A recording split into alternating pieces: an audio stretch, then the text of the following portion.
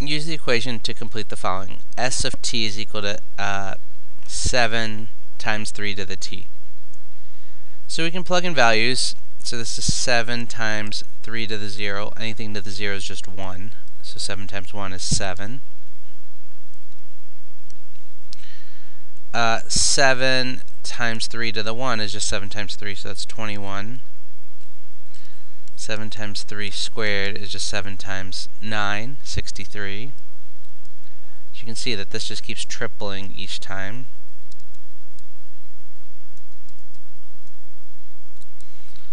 So then you get 567, 1701, 5103.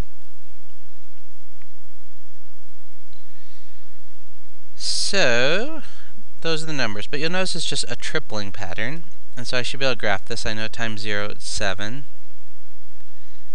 and then at time 1 it's 21, and then 63, and you'll find that these graphs, it's hard to get a lot of points because they grow so quickly, so I can only get 3 points on here. You notice I could plug in -1 if you wanted. 7 times 3 to the -1, well that's 7 times 1/3, which is 2 1/3. So that would fall 5, 2 1/3. So that's about there. And then it gets smaller and it gets asymptotic to the x-axis here and grows quickly that way. Not quite so windy, but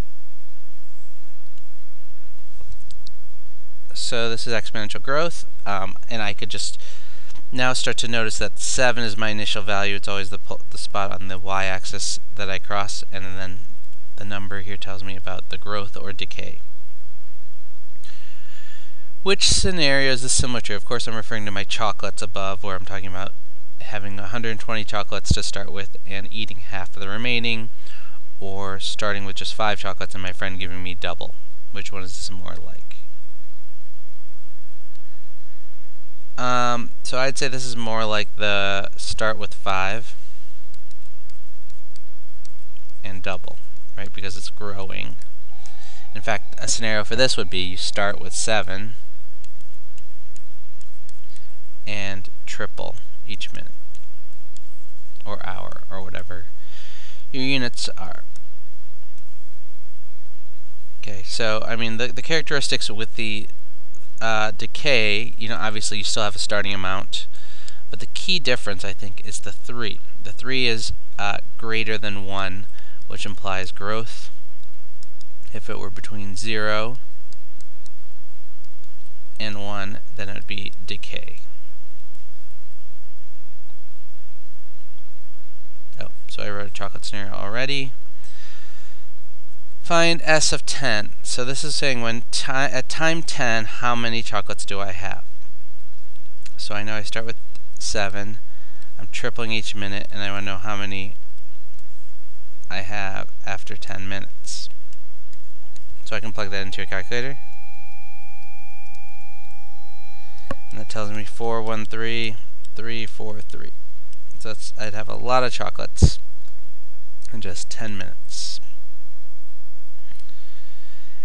Solve for t if S of t is 1,000. Explain what this means. So this means when am I going to have 1,000 chocolates? How much time will it take to get me there? Again, this is, you know, one where you can simplify a little bit. Divide by 7, so we get 1,000 divided by 7 is 142.857, etc. equals 3 to the t. And now I need to figure out when 3 is going to get to 142.8571429. So I can start to guess. 3 to the 9, way too much. 3 to the 5, still too big, 243. 3 to the 4, 81. So it's between 3 to the 4 and 3 to the 5. 3 to the 3.5, or sorry, 3 to the 4.5.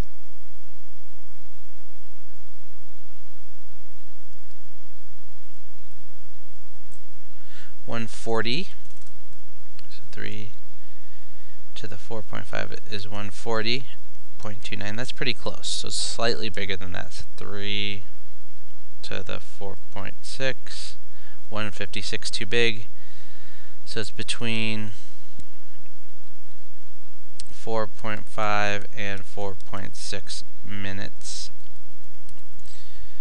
Using my logarithms, I can say that log base 3 of 142.8571429 is equal to t.